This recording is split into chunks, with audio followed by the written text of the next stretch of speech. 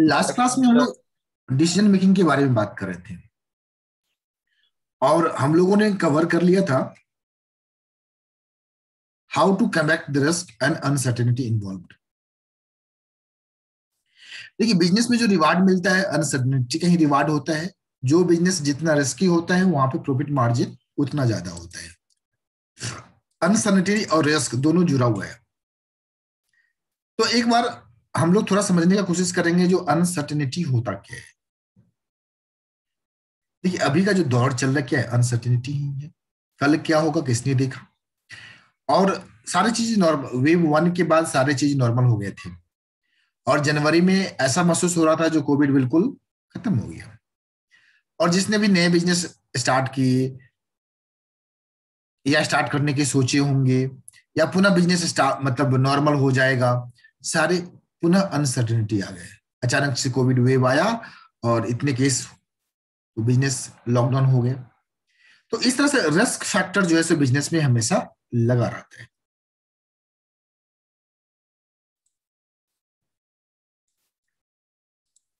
और ये risk uncertainty से आता है। अब डिसीजन मेकिंग ऑलवेज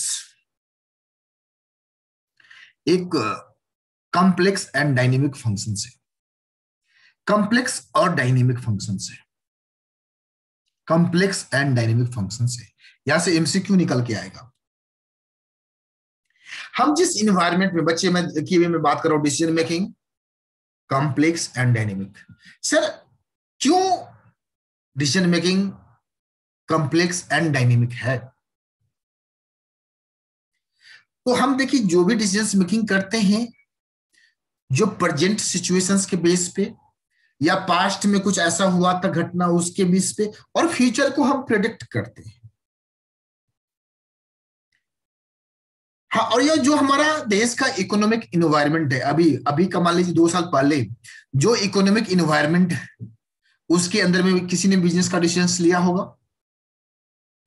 तो इसलिए बिजनेस डिसीजन एक कॉम्प्लेक्स एंड डायनेमिक होता है। यहाँ पे एक मैं केस लॉ की बात करता हूँ, हकीकत घटना, दिल्ली की ही घटना है। एक कपल्स ने, और उसका जो हस्बैंड था वह जॉब करते थे,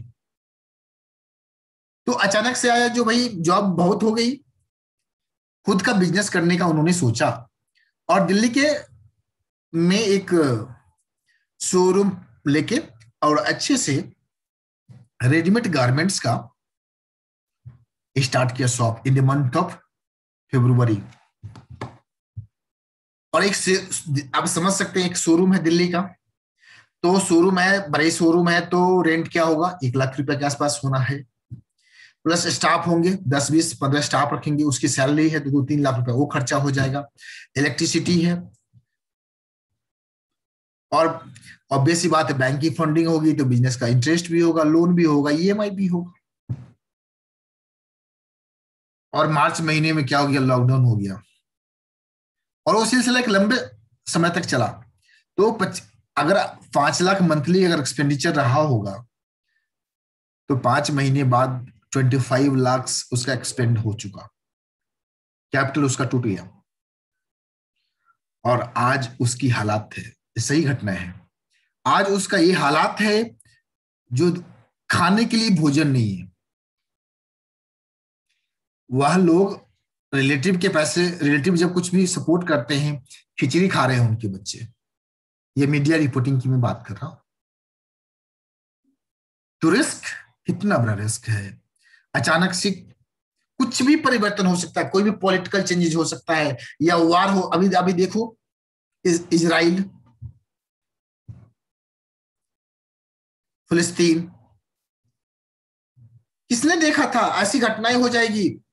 तो आप जो भी बिजनेस कर रहे होंगे, बिजनेस ऑब्वियस सी बात है, देखिए कितना बड़ा नुकसान हो सकता है।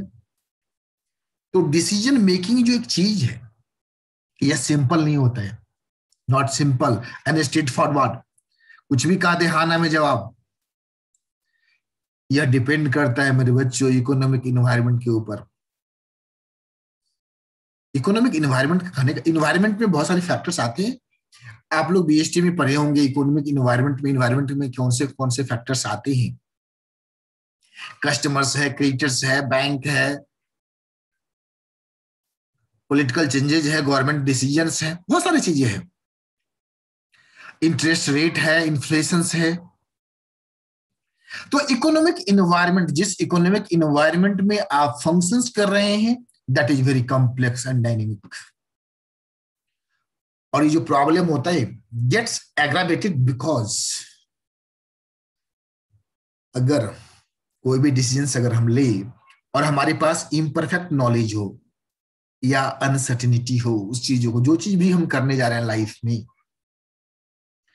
कोई भी नया वेंचर्स अगर हम करने जा रहे हैं और हमें उसके बारे में अगर इम्परफेक्ट नॉलेज है, हमने प्रॉपर डाटा एनालाइज नहीं कराया है, तो क्या होगा उसका रिजल्ट? डिसीजन मेकिंग जो हम करेंगे उसकी रिजल्ट फेवरेबल नहीं होगा, रिस्क फैक्टर वहां पे ज्यादा आ जाएगा। तो decision making requires the management. आप कोई भी डिसीजन, आज देखो कोविड-19 सेकेंड वेव, फर्स्ट वेव बहुत स्मूथली जो है सो हैंडल हो गया, सेकेंड वेव लाश ही लाश, मौत ही मौत, डेथ ही डेथ। वाई? क्योंकि प्रॉपर मैनेजमेंट नहीं हुआ, डिसीजन मेकिंग राइट टाइम पे नहीं हुआ, लॉकडाउन राइट टाइम पे लगाया नहीं गया। अगर राइट टाइम पे जैसे ही केस बढ़ना चालू हुआ, अगर डिसीजन ले लिया जाता लॉकडाउन का, तो आज जो हालात बने वो हालात नहीं बनते। तो इसलिए डिसीजन मेकिंग जो होता है, आपको प्रॉपर मेथोडोलॉजी देखना पड़ेगा और appropriate analytical tools and techniques. जब भी हम कोई डिसीजन लेते हैं तो हमें कुछ टूल्स होते हैं, मतलब मेजर्स। अब रिसर्च हो रहा था, साइंटिफिक बता रहे थे जो नहीं अभी का कोविड जो है वो ज्यादा स्ट्रेन वाला है, ज्यादा पावरफुल है, ज्यादा म्यूटेंट है। तो साइंस ने तो बताया जो अभी जो सेकेंड वेव वाला जो कोविड है वो ज्यादा डेंजरस है, बट हमने उस पर जो एक्ट करना था नहीं एक्ट किया। तो decision making really a tough job, complex होता है, डायनेमिक होता है, स्ट्रेट फॉरवर्ड नहीं होता है। सरकार ने सोचा होगा जो पिछली बार जैसे कंट्रोल कर लिए वैसे ही कंट्रोल कर लेंगे, और पिछली बार बहुत सारे लोग केयरलेस थे तो सोचे जो कुछ नहीं हुआ पिछली बार, तो इस बार भी केयरलेस रहे, इस बार ज्यादा म्यूटेंट था, ज्यादा लॉस करा दिया। तो डिसीजन मेकिंग के बारे में बात कर रहे हैं बच्चे। तो पहला चीज, ये सिंपल और स्ट्रेट फॉरवर्ड नहीं होता है, यह कॉम्प्लेक्स एंड डायनेमिक है। एमसीक्यू बन रहा है यहां से, no simple and straightforward, complex and dynamic. अगर इम्परफेक्ट नॉलेज होगा, अगर इम्परफेक्ट कंडीशंस में नॉलेज में अगर आप डिसीजन लेते हैं तो दैट विल बी रिस्की। इसलिए डिसीजन मेकिंग रिक्वायर्स मैनेजमेंट, जहां पे आपको proper methodology and appropriate analytical tools and techniques होना चाहिए। और खासतौर से जब हम बिजनेस इकोनॉमिक्स की बात करते हैं तो this needs of the management by providing huge corpus of theory and techniques. तो इकोनॉमिक्स के अंदर में बहुत सारे थ्योरी है एंड टेक्निक्स है। जैसे इकोनॉमिक्स की अगर बिजनेस डिसीजन की बात करें तो लॉ ऑफ डिमांड है, प्रोडक्शन है, मार्केट बिहेवियर है। इस सारे पे जब हम स्टडी करेंगे तो हमें बिजनेस डिसीजंस लेने में सहूलियत होगा, हेल्पफुल होगा। और बिजनेस इकोनॉमिक्स क्या करता है? इंटीग्रेट करता है इकोनॉमिक थ्योरी को विथ बिजनेस प्रैक्टिस। इंटीग्रेट करना मतलब शामिल करना, सम्मिलित करना। हम इकोनॉमिक थ्योरी और बिजनेस प्रैक्टिस दोनों को मिला के हम डिसीजंस लेते हैं। अब बिजनेस इकोनॉमिक्स एक मैनेजरियल इकोनॉमिक्स है, प्रबंध का इकोनॉमिक्स है, जो integrations of economic theory with business practice, जो एक्चुअल में बिजनेस कर रहा है और वहां पे इकोनॉमिक का नॉलेज को इंटीग्रेट करके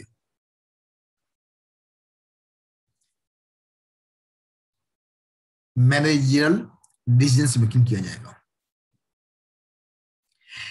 ये जो थ्योरी ऑफ इकोनॉमिक्स है, एक टूल्स है जो एक्सप्लेन करता है concept of demand, supply, cost, price, competitions. तो इकोनॉमिक थ्योरी में हमने डिमांड को देखा, सप्लाई को समझा, कॉस्ट को समझा, प्राइस को समझा, कंपटीशंस को समझा। प्लस प्रैक्टिकली बिजनेस प्रैक्टिस में अब मुझे मालूम है इस प्रोडक्ट की क्या डिमांड होगी। अभी कोविड-19 का दौर है, बिजनेस इकोनॉमिक बताता है जो मेडिसिन ऑब्वियस बात डिमांड बढ़ा है तो शॉर्ट सप्लाई होगा, प्राइस उसका भागेगा, ब्लैक मार्केटिंग होएगा, हर कोई जानता है। और वही हुआ, ऑक्सीजन ब्लैक मार्केटिंग, जो 100 रुपए में अवेलेबल होता था आज 10,000 में भी नहीं हो रहा है, 30,000 भी लग रहा है। तो डिमांड, सप्लाई,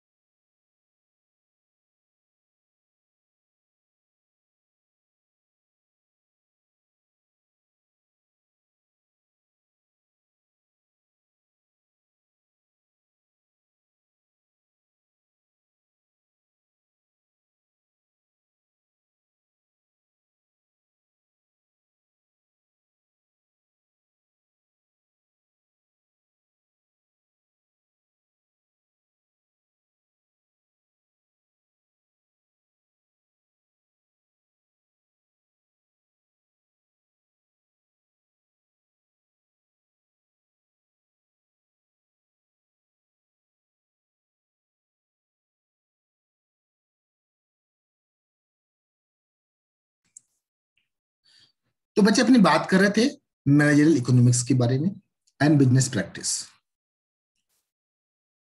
तो यहां पे demand, supply, cost, price and competitions.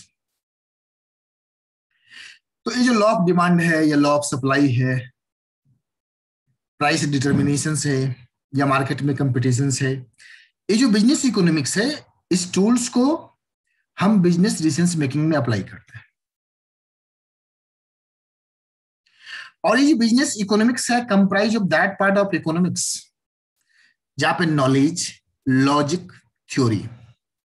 Knowledge मान लीजिए आपको किसी मार्केट का नॉलेज है, जो भी डॉक्टर इस पेशे में है और जान रहे हैं जो महामारी है तो उनको नॉलेज है जो भाई महामारी होगा तो पेशेंट ज्यादा आएंगे। Logic and theory plus analytical tools. अब किसी व्यक्ति को कोविड है कि नहीं है उसके लिए टूल्स मतलब मेजरमेंट किया जाता है। एक टेस्ट है, आरटीपीसीआर टेस्ट है या एंटीजन टेस्ट है। तो टूल्स के माध्यम से उसको हम लोग मेजर करते हैं और देन डिसीजन लेते हैं जो भाई पेशेंट कोविड है या नहीं है, नेगेटिव है या पॉजिटिव है। तो इस तरह से economic knowledge, logic, theories and analytical tools. और थ्योरी भी है। कोविड-19 पेशेंट का कुछ सिम्टम है, सिम्टम से भी रिकॉग्नाइज किया जा सकता है, गले में प्रॉब्लम है, खांसी है, ड्राई कफ है, फीवर है, सांस लेने में तकलीफ हो रहा है, और सबसे बड़ा मेजर जो है सो आपको सांस लेने में तकलीफ हो रहा है, ऑक्सीजन लेवल डाउन हुई है। तो economic knowledge, logic, theories and analytical tool से हम एक रैशनल बिजनेस डिसीजन मेकिंग करते हैं। इन ब्रीफ, इकोनॉमिक्स क्या है? That fills the gap between economic theory and business practice. Applied economics क्या है? जो इकोनॉमिक्स हम अप्लाइड करते हैं बिजनेस में, तो इकोनॉमिक थ्योरी है और बिजनेस प्रैक्टिस है, इस गैप को फिल करता है। और बिजनेस इकोनॉमिक्स का जो कनेक्शंस है, बहुत क्लोज कनेक्शन है इकोनॉमिक थ्योरी का, लाइक माइक्रो एंड मैक्रो। और जैसे ऑपरेशंस रिसर्च है, स्टैटिक्स है, मैथमेटिक्स है, ये सारे इंस्ट्रूमेंट, सारे टूल्स यूज होते हैं बिजनेस इकोनॉमिक डिसीजन मेकिंग में। हम स्टैट का भी यूज करते हैं, ऑपरेशन रिसर्च का भी यूज करते हैं, मैथमेटिक्स का यूज करते हैं। जब आगे पढ़ेंगे तो देखेंगे कैसे स्टैट को हम यूज कर रहे हैं, कैसे मैथमेटिक्स फार्मूला को यूज कर रहे हैं। तो एक प्रोफेशनल बिजनेस इकोनॉमिक्स जो होता है वो इंटीग्रेट करता है concepts and methods from all these disciplines, stat का, मैथमेटिक्स का, ऑपरेशन रिसर्च का, in order to understand and analyse practical managerial problems. और इसलिए आप जब फाइनल लेवल पे जाएंगे तो एक ऑपरेशन रिसर्च बोल के पेपर आता है, मैनेजरियल डिसीजंस इकोनॉमिक्स का पेपर आता है। तो business economics is not only value to the business decision maker but also useful to the managers of of not for profit organisations. तो ऐसा नहीं है जो बिजनेस इकोनॉमिक्स की जरूरत सिर्फ जो प्रॉफिट मेकिंग ऑर्गेनाइजेशन है उसकी जरूरत है। जो ऑर्गेनाइजेशंस नॉट फॉर प्रॉफिट है उस ऑर्गेनाइजेशंस को भी बिजनेस इकोनॉमिक्स की थ्योरी अप्लाई करनी पड़ती है। आज बहुत सारे संस्था कोविड-19 में जनरल पब्लिक को हेल्प कर रहे हैं। मान लीजिए सोनू सूद का ही बात करते हैं, तो ऑब्वियसली बात है they have also to manage the fund, huge expenditures हो रहा है। तो how to properly manage the funds and proper benefits कैसे रीच करें, जनरल पब्लिक तक मैक्सिमम बेनिफिट्स रीच करें, तो यहाँ पे भी इकोनॉमिक्स के कई टूल्स जो है सो अप्लाइड हो रहे हैं।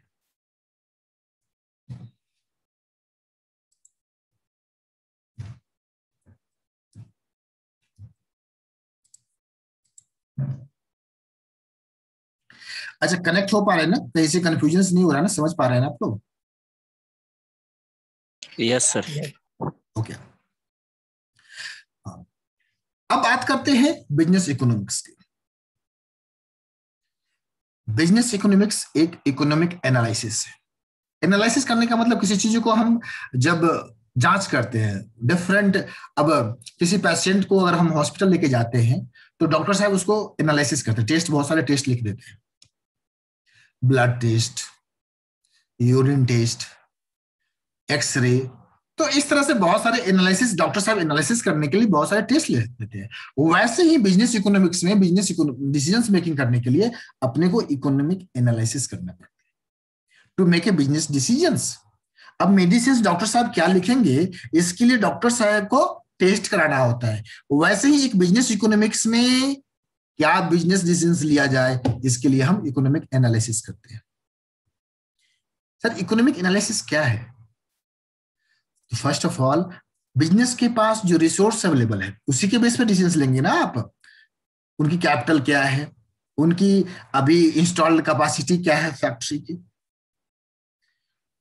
Involving the best use of organisations scarce resource, जो रिसोर्स अवेलेबल है ऑर्गेनाइजेशंस के पास उसका बेस्ट यूज कैसे किया जाए।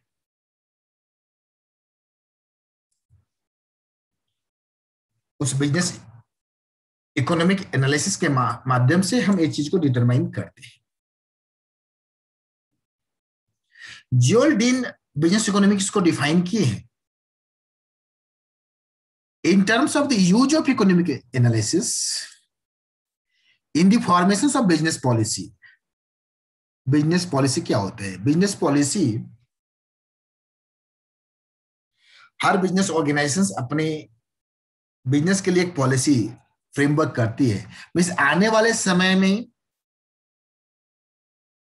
जो टारगेट है या जो गोल है उसको कैसे अचीव किया जाएगा, that is called as business policy. How to achieve that target set होता है, उस बिजनेस पॉलिसी के अंदर में ऑर्गेनाइजेशन अपना टारगेट सेट करती है। और बिजनेस इकोनॉमिक्स में यहां पे applied economics like applications of selected quantitative techniques. Quantitative techniques stat में जब हम लोग पढ़ेंगे, आपके सिलेबस में है, ये सारे लीनियर प्रोग्रामिंग क्या होता है, रिग्रेशन एनालिसिस क्या होता है, कैपिटल बजटिंग। कैपिटल बजटिंग भी आपका मैथमेटिक्स में जो है सो वहां पे कैपिटल बजटिंग के बारे में थोड़ा सा है। Break even analysis and cost analysis, जो अपना इकोनॉमिक्स का बात है, ये भी यहाँ पे हम लोग चर्चा करते हैं। कैपिटल बजटिंग क्या है? जो आप अगर किसी ऑर्गेनाइजेशन के पास एक फंड लिमिटेड कैपिटल है, मान लीजिए 5 लाख का कैपिटल है, तो उस कैपिटल को वो कहाँ इन्वेस्ट करे बहुत सारे अल्टरनेटिव अवेलेबल है जिसमें मैक्सिमम रिटर्न हो कैपिटल पे, that is called as capital wasting. दूसरा है break even analysis. Break even analysis में नो प्रॉफिट नो लॉस। तो किसी भी ऑर्गेनाइजेशन का पहला उद्देश्य क्या होता है, जो हम ऐसा इतना कमाए, इतना सेल हो जिससे एटलीस्ट जो एक्सपेंडिचर है वो रिकवर हो जाए। तो हर ऑर्गेनाइजेशन का पहला टारगेट होता है बीईपी, ब्रेक इवन पॉइंट।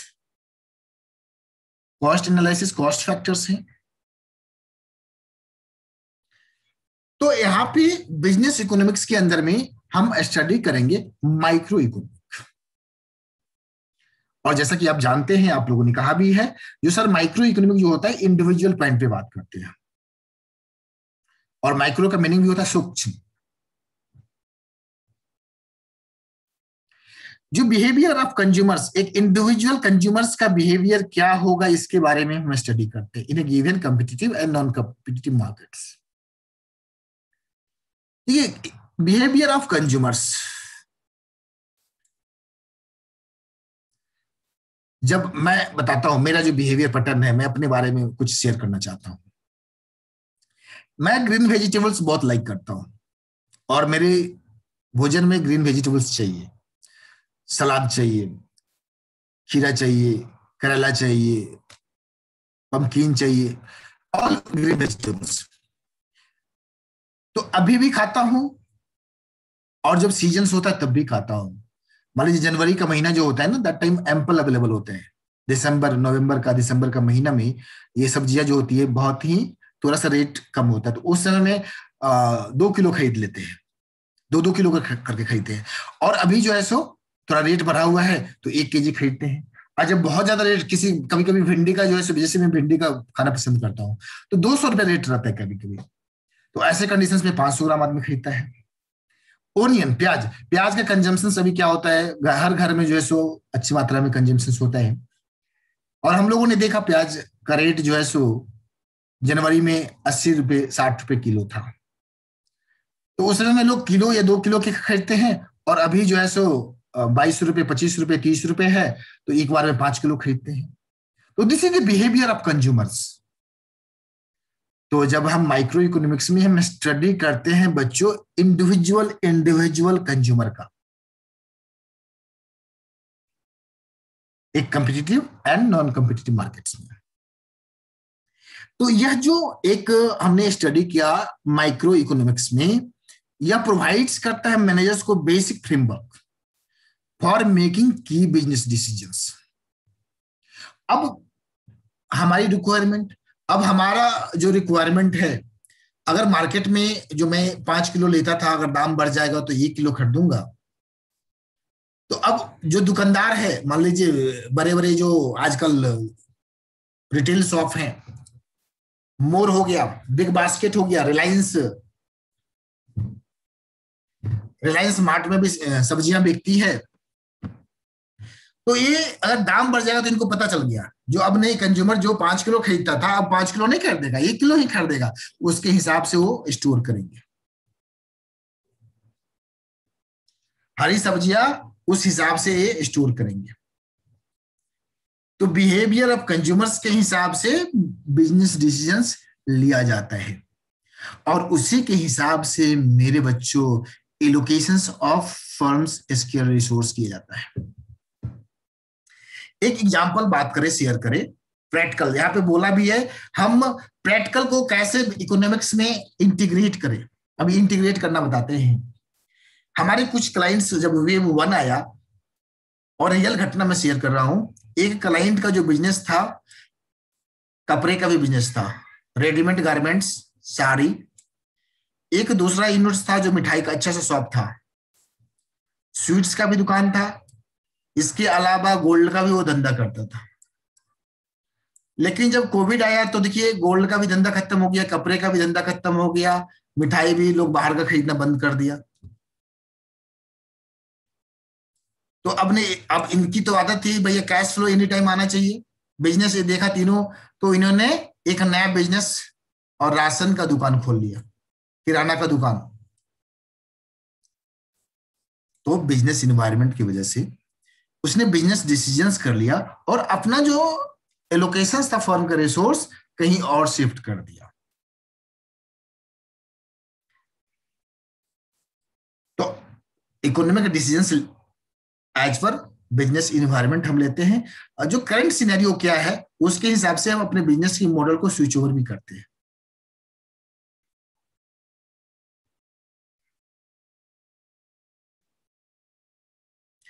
अब हम बात करते हैं नेचर ऑफ बिजनेस इकोनॉमिक्स के बारे में बात करते हैं। जैसा कि आप लोग जानते हैं और पढ़ के भी आए हैं, इकोनॉमिक्स को डिवाइड किया गया है टू मेजर पार्ट्स में,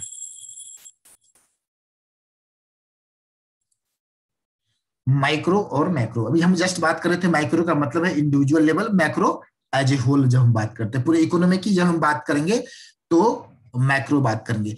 पूरा एग्रीकल्चर सेगमेंट से क्या रेवेन्यू आ रहा है तो दैट इज मैक्रो। एक किसान भाई का क्या प्रोडक्शन हो रहा है दैट इज माइक्रो। शैम्पू का प्रोडक्शन पूरे इंडस्ट्री में क्या हो रहा है, मैक्रो। शैम्पू एक पार्टिकुलर कंपनी क्या बना रही है दैट इज माइक्रो। जब हम बिस्किट मैन्युफैक्चरर की बात करते हैं, किसी पार्टिकुलर कंपनी आईटीसी क्या बिस्कुट मैन्युफैक्चर करती है, माइक्रो। बट पूरे इंडस्ट्री मिलके बिस्कुट की क्या manufacturing and supply and demand है दैट इज मैक्रो। तो अपने को इकोनॉमिक्स के अंदर में माइक्रो एंड मैक्रो। तो एक चीज मैं बता दूं, जब हम लोग का सिलेबस था that time micro and macro हुआ करता था, 100 मार्क्स का होता था, बिजनेस कमर्शियल नॉलेज नहीं था और दोनों पढ़ना होता था। बट आप लोग की फॉर्चुनेटली ओनली माइक्रो पार्ट पढ़ना है। मैक्रो पार्ट थोड़ा डाटा वाला हुआ करता था, डिफिकल्ट होता है, उसमें डाटा याद रखना पड़ता है। बट माइक्रो क्या है, टोटली कंसेप्चुअल, अंडरस्टैंडेबल, आपको समझ के लिखना है।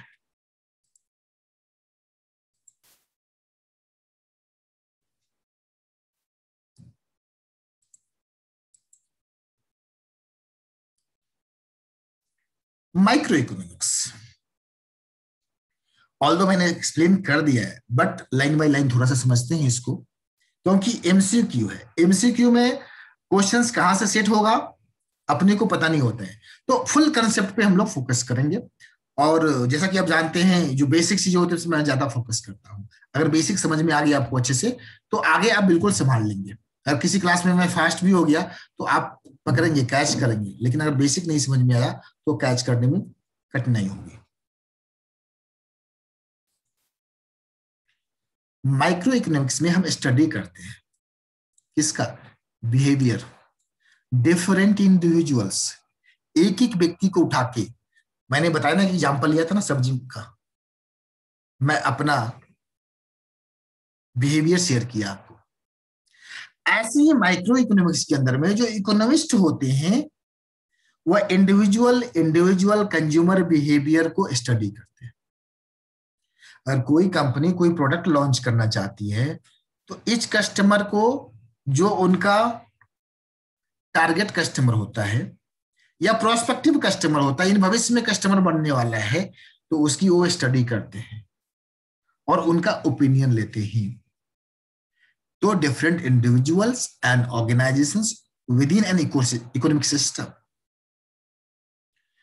जो भी इस इन्वायरमेंट में हम लोग है, जनरल पब्लिक।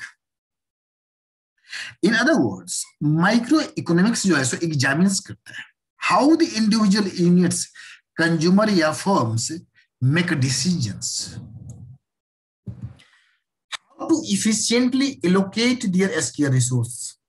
अभी मैंने अपने क्लाइंट का एग्जांपल लिया मेरे बच्चों, मिठाई का भी दुकान था, कपड़े का भी दुकान था, सोना का भी दुकान था, बट उसने एक इंडिविजुअल एक डिसीजन लिया बिजनेस का, अपना रिसोर्स को शिफ्ट किया एज पर बिजनेस इन्वायरमेंट। तो माइक्रो इकोनॉमिक्स के अंदर में हम स्टडी करते हैं डिफरेंट यूनिट्स एप कंज्यूमर्स और फर्म्स, वो कैसे डिसीजंस लेते हैं, अपने रिसोर्स को कैसे इफिशिएंटली एलोकेट करते हैं। और यहां पे फोकस होता है स्मॉल नंबर ऑफ या groups of units rather than units combined. जैसे मैंने कहा बिस्किट, तो बिस्किट पार्टिकुलर कंपनी के द्वारा, न कि overall productions of the whole industry and whole supply of the biscuits, and therefore it doesn't explain what is happening in the wider economic environment. देखिए shampoo के मार्केट में बहुत सारे शैम्पू कंपनियां हैं और हर का अपना अपना एक शेयर है। अगर किसी एक कंपनी की अगर हम बात करें तो पूरे मार्केट को हम इंडिकेट नहीं कर सकते हैं। तो किसी कंपनी को स्टडी करने के लिए होल इंडस्ट्री को स्टडी करना होगा, इंडिविजुअल करके। अब बहुत सारी शैम्पू कंपनी है, ए शैम्पू, बी शैम्पू, सी शैम्पू, तो किसी का 20% मार्केट शेयर है, किसी का 15% है। तो इस हिसाब से हम लोग मार्केट का माइक्रो के अंदर में स्टडी करते हैं, behaviour of different individuals and organisations. हम क्या स्टडी करते हैं? Product pricing. आप जो भी ऑनलाइन कंपनियां हैं,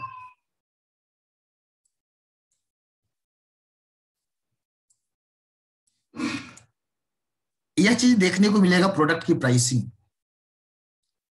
मैं भी एक समय में ट्रेड में था, तो एक मैं एग्जांपल लेता हूं, वाटर हीटर।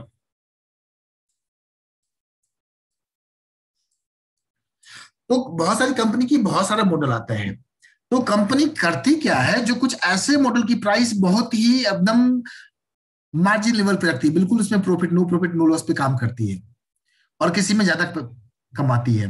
तो अब देखना ये होता है किस प्रोडक्ट का कैसा डिमांड है और उसके हिसाब से कंपनियां जो होती है प्रोडक्ट की प्राइसिंग करती है।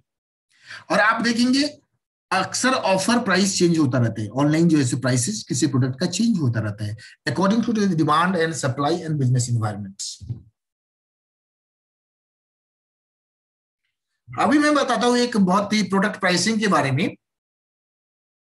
डाबर का सैनिटाइजर्स जनवरी महीने में जिसकी कीमत 245 है, उसको मैंने परचेज किया। जस्ट मिनट में आ रहा हूं।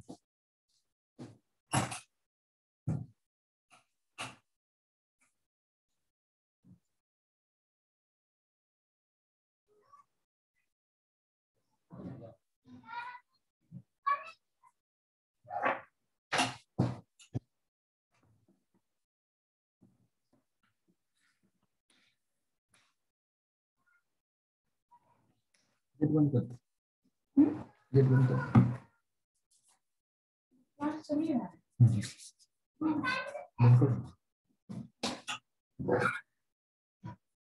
मैं बात कर रहा था बच्चे प्रोडक्ट प्राइसिंग।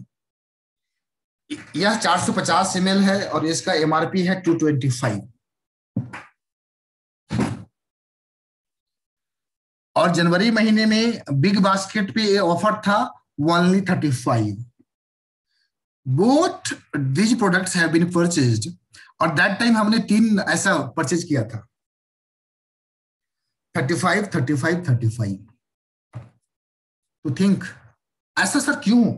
जनवरी महीने में, नो फरवरी मंथ में, फरवरी 10 के आसपास हमने 225 वाली 35 रुपए में परचेज की थी, और आज ये 225 में सेल हो रहा है। ऐसा सर क्यों हुआ? तो कंपनी ने महसूस किया ये डाबर का ब्रांडेड है, नकली भी नहीं है, क्योंकि ओवर स्टॉक रहा होगा। और बिल्कुल सा फरवरी महीने में लग रहा था जो अब कोविड जो है बिल्कुल चला गया, बहुत कम केस हो रहे थे, बिल्कुल एकदम इक्की दुक्के केस थे। तो अब कोविड नहीं होगा तो इसको कौन पूछेगा, क्या कोई खरीदेगा क्या? तो कंपनी ने देखा जो ही प्राइस रिकवर हो जाए ऑफर में डाल दिया। That is the product pricing, that is the business environment and demand of individual units. On that basis price is determined. तो अभी हम बात कर रहे थे प्रोडक्ट प्राइसिंग के बारे में बात कर रहे थे, और कंज्यूमर बिहेवियर। अभी की क्लासों को जितने अच्छे से समझेंगे आगे की चैप्टर्स में आपको उतनी कठिनाई कम होगी। आपने देखा होगा लॉ में भी मैंने स्टार्टिंग पीरियड में चीजों को मैं बहुत बारीकी से एक्सप्लेन कर रहा था, और अभी देखिए अभी की क्लास में मैं बस स्टार्ट होता हूँ ट्रेन में, बस लास्ट जब तक नहीं आता है तब तक वो रुकता नहीं हूँ, और बीच में क्वेश्चन पूछने से भी मना करता हूँ। तो अभी आप एकदम कंसंट्रेट होके समझिए, मैं ऑप्शन दूंगा सवाल पूछने का, बट मौका नहीं छोड़ूंगा मैं जो कुछ भी ऐसी चीज आपके पास रहे जो डाउट रह जाए। तो प्रोडक्ट प्राइसिंग, कंज्यूमर बिहेवियर, अभी मैंने दो कंज्यूमर बिहेवियर आपके मैंने अपने सब्जी के बारे में बताया। और अक्सर आज क्या होता है, हम लोग डिस्काउंट खोजते रहते हैं, ऑफर खोजते रहते हैं, अगर सस्ते में कुछ मिल रहा है तो ले लो यार, दो नहीं तीन ले लो यार। और आप देखो उस समय में एक आदमी खरीदता था, लेकिन मेरे को सस्ते में मिल रहा था तो मैंने तीन खरीद लिया। बोला ठीक है रहेगा, देखते हैं, ले लो भाई, कल रहा है कि ना रहा है। और सिंपली 3 दिन के बाद देखा हम लोगों ने जो ऑफर था ना वो कंपनी ने विथड्रॉन कर लिया था। तो कंज्यूमर बिहेवियर। इसके बाद है फैक्टर प्राइसिंग। और भी बहुत सारे फैक्टर्स होते हैं प्राइसिंग में। अभी देखिए ऑक्सीजन की डिमांड या बेड कंसेंट्रेटर, चाइना, अभी मैं जस्ट एक न्यूज आप लोगों की क्लास लेने से पहले सुन रहा था कि न्यूज जिसमें कहा जा रहा था जो किसी कंसेंट्रेटर, किसी मान लीजिए मशीन का जो दाम कोविड से पहले जो था मान लीजिए 5 लाख था, अभी चाइना उसका 10 लाख रुपया वसूल रहा है। तो फैक्टर प्राइसिंग, अभी डिमांड है, ओवर डिमांड है। और इकोनॉमिक्स के अंदर में हम यही पढ़ते हैं, जो डिमांड और सप्लाई का खेल। और कोई सामान ऐसा मान लीजिए, जैसे देखिए इसकी डिमांड खत्म हो गई तो प्राइस फॉल कर गया था, लोग बिलो प्राइस बेचना चालू कर दिए, कम से कम प्राइस रिकवर हो जाए। तो फैक्टर प्राइसिंग। और economic conditions of sections of people, यहाँ पे सेक्शन ऑफ पीपल कहता है जो कंपनी जिस सेक्शन के लिए प्रोडक्ट लॉन्च करती है। मान लीजिए ब्यूटी का प्रोडक्ट्स है, तो ब्यूटी का प्रोडक्ट्स किसके लिए लॉन्च किया जाता है? महिलाओं के लिए। छाता बारिश के समय के लिए, खिलौना बच्चों के लिए।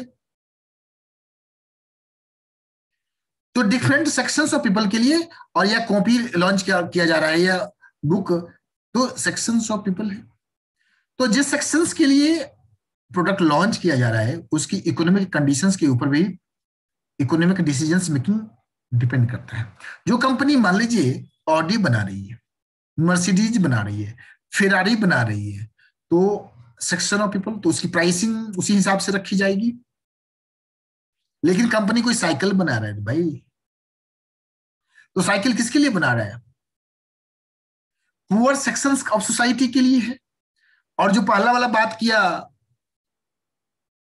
फेरारी, फेरारी किसके लिए बन रहा है? जो एफ्लुएंट क्लास ऑफ पीपल हमारे सोसाइटी में रहते हैं वो लोग बहुत कम है, साइकिल वाले बहुत ज्यादा हैं। तो economic conditions of A sections of people and behaviour of firms. तो हम बिहेवियर ऑफ फर्म्स का भी स्टडी करते हैं। जो जैसे ही प्राइस चेंज हुआ, प्याज ओनियन का दाम बढ़ा, तो वो क्या स्टॉक करेगा या बिजनेस डिसीजंस क्या लेगा? अभी मैंने क्लाइंट का एग्जांपल लिया, उसने बिजनेस को स्विच ओवर किया। And locations of the industry, हम माइक्रो इकोनॉमिक्स में यह भी स्टडी करते हैं जो हमारा इंडस्ट्री, जो हम फैक्ट्री लगाए या जो बिजनेस सेटअप करे उसका लोकेशंस क्या होना चाहिए। दिस इज बहुत बड़ा फैक्टर है, लोकेशनल एडवांटेज। अगर प्राइम लोकेशंस पे है तो कस्टमर का फुटफॉल ज्यादा है, तो आपकी बिजनेस ग्रो ज्यादा होएगा, ज्यादा सेल होगा, ज्यादा कस्टमर का रिक्वायरमेंट होगा। तो माइक्रो इकोनॉमिक्स में हम लोग product pricing, consumer behaviour, factor pricing और economic conditions of the sections of people and behaviour of the firms and locations of the industry, इन पहलुओं पे हम लोग चर्चा करते हैं। अच्छा समझ में आ रहा है ना आप लोग? ऐसा नहीं है ना आप लोग खो नहीं न गए हैं? नहीं सर, समझ में आ रहा है। ओके, अब आते हैं हम लोग मैक्रो इकोनॉमिक्स। Macro overall. जैसा मैंने स्टार्ट ही कराया था, मैं बोला बिस्किट का बात किया तो आईटीसी कंपनी जो बिस्किट बना रही है उसकी मैं बात कर रहा था, लेकिन ऐसा तो नहीं है ना सिर्फ आईटीसी बिस्किट बनाती है, और भी पार्ले जी भी बनाती है, बहुत सारी कंपनियां हैं जो बिस्किट बनाती है, प्रिया की भी बिस्किट आती है, विक्टर का भी बिस्किट आता है, तो देर ब्रिटानिया भी है। जब हम सारे कंपनी के बिस्किट मैन्युफैक्चरर की डाटा पे एनालिसिस करते हैं, स्टडी करते हैं, तो दैट इज मैक्रो इकोनॉमिक्स। अगर हम ब्रिटानिया का स्टडी कर रहे हैं तो दैट इज माइक्रो इकोनॉमिक्स। तो study of the overall economic phenomena और the economy as a whole rather than individual parts, macro economics. जब हम लार्ज इकोनॉमिक एग्रीगेट्स की बात करते हैं, एग्रीगेट्स मतलब, एग्रीगेट का मतलब होता है जोड़ के, सबको मिला के जब हम बात करते हैं तो हम मैक्रो इकोनॉमिक्स की बात करते हैं। ओवरऑल लेवल ऑफ आउटपुट की बात करते हैं, पूरा बिस्कुट का आउटपुट क्या है, पूरे बिस्किट की डिमांड क्या है, that is macro economics. ITC company का क्या इस बिस्किट का डिमांड है, that is micro economics. Overall level of output employment, किसी ऑर्गेनाइजेशन में कितने एम्प्लॉयमेंट, इंडिविजुअल बेसिस पे वो स्टडी हो रहा है। ओवरऑल कंट्री में क्या एम्प्लॉयमेंट है, टोटल कंजम्पशन, किसी भी पार्टिकुलर चीजों का कंजम्पशन जो है क्या है, पूरे लोगों टोटल सेविंग क्या, इंडिविजुअल सेविंग है, and total saving and total investment, एक व्यक्ति के द्वारा जो इन्वेस्टमेंट किया गया।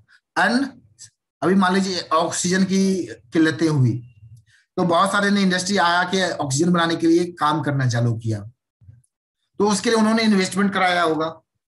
तो एक इंडस्ट्री जो काम किया हुआ उसकी इन्वेस्टमेंट है माइक्रो, लेकिन सारे इंडस्ट्री मिलके जो टोटल इन्वेस्टमेंट हुआ that is a macro. Exports, किसी पार्टिकुलर इंडस्ट्री का एक्सपोर्ट्स क्या हो रहा है, that is micro. Total export क्या हो रहा है, that is macro. Imports, foreign investment, foreign investment क्या होता है उसको समझते हैं। कोई भी जब दूसरे कंट्री से आके जब इंडिया में कोई इन्वेस्टमेंट करता है that is a foreign investment. Like Amazon, Amazon ने इंडिया में आके इन्वेस्टमेंट किया है। ऐसे और भी है, Hyundai, foreign investment. And also how this aggregates shift over time. और होता क्या है, जो ये एग्रीगेट्स है वह बदलता रहता है, मान लीजिए जिसकी शेयरिंग है वो बदलता रहता है। तो मैक्रो के अंदर में हम एनालाइज करते हैं overall economic environment, overall complete overall economic environment जहां पे firm, government, house hold operate करता है एंड मेक डिसीजंस। तो economic environment represents the overall effect of the enumerable decisions made by millions of different consumers and producers। जितने भी consumers हैं, जो producers हैं, ओवरऑल इफेक्ट, और जितने भी मतलब many decisions made by the millions of different consumers and producers. Macro economics में हम क्या स्टडी करते हैं, इसके बाद नेशनल इनकम, पूरे देश का क्या इनकम है, पूरे देश का आउटपुट क्या है, price level and interest rate क्या है, इन्फ्लेशन रेट क्या है। पिछले बार कोविड में हम लोगों ने देखा इंटरेस्ट रेट पूरे कंट्री का फॉल किया। हाउसिंग लोन 6.7%, जो कभी 12%, 11% पे होता था, तो इंटरेस्ट रेट फॉल किया। Balance of trade and balance of payment,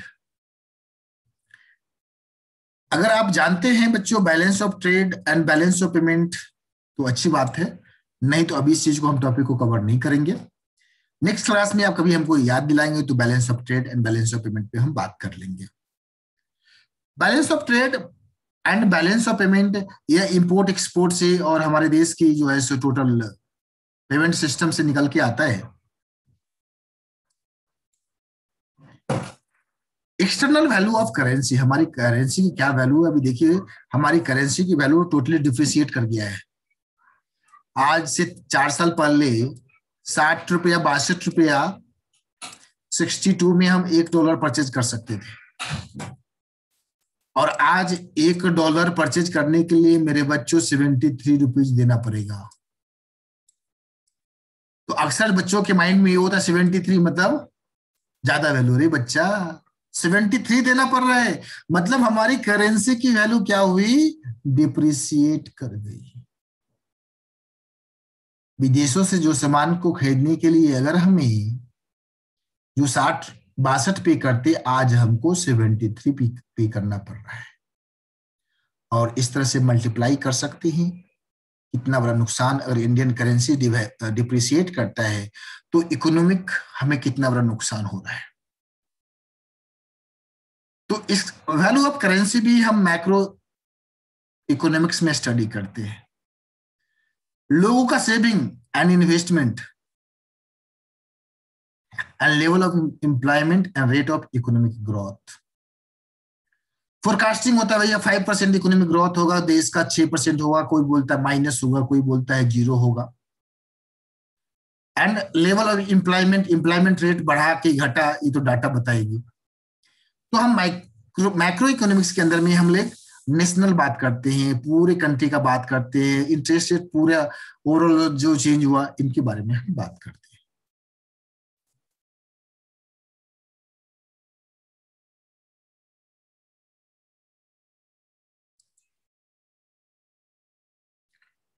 अगर अब कोई सवाल वगैरह है, कुछ भी डाउट है तो पूछ सकते हैं आप।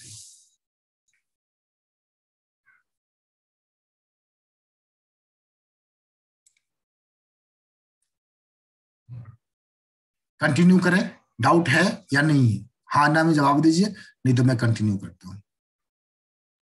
No sir.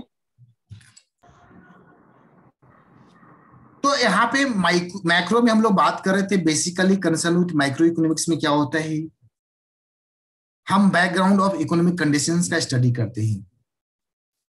Macro economics analyse background of economic conditions in an economy with an immensely influence the individual's firm performance as well as its decisions।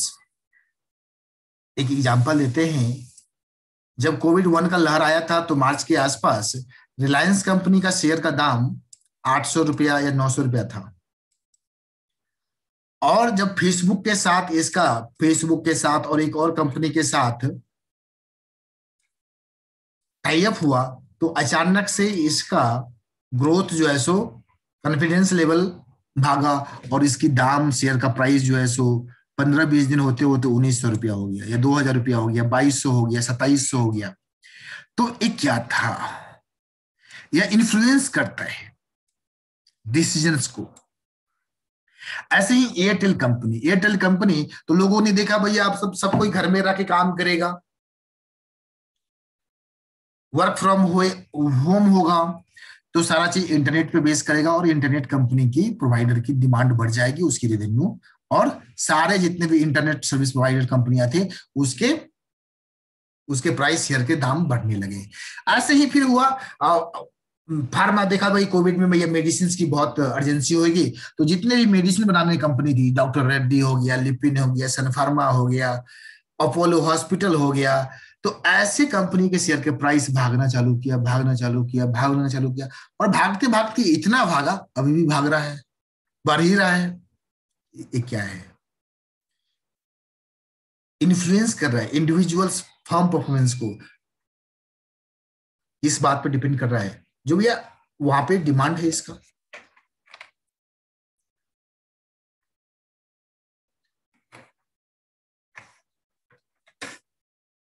And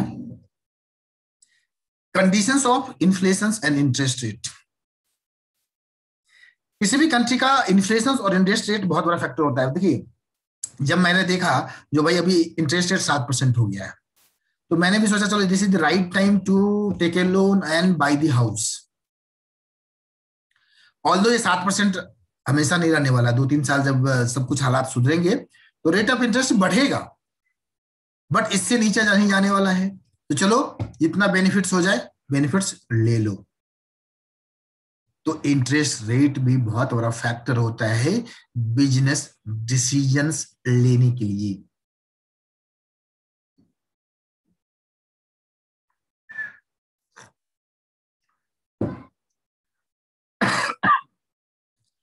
और सुटेबल पॉलिसी। कोई भी इंडस्ट्री नया सेटअप किया जाए कि नहीं किया जाए, एक्सपेंशन किया कि जाए कि नहीं जाए, तो इंटरेस्ट रेट फैक्टर पे डिपेंड करता है। एंड लॉन्ग टर्म में हम लोग बहुत सारे इकोनॉमिक फैक्टर्स होते हैं, हम इसके बारे में नेक्स्ट क्लास में स्टडी करेंगे। जो इकोनॉमिक फैक्टर्स क्या होते हैं, माइक्रो इकोनॉमिक फैक्टर्स क्या है और मैक्रो इकोनॉमिक फैक्टर्स क्या है, इस पे हम लोग नेक्स्ट क्लास में चर्चा करेंगे। Okay, thank you.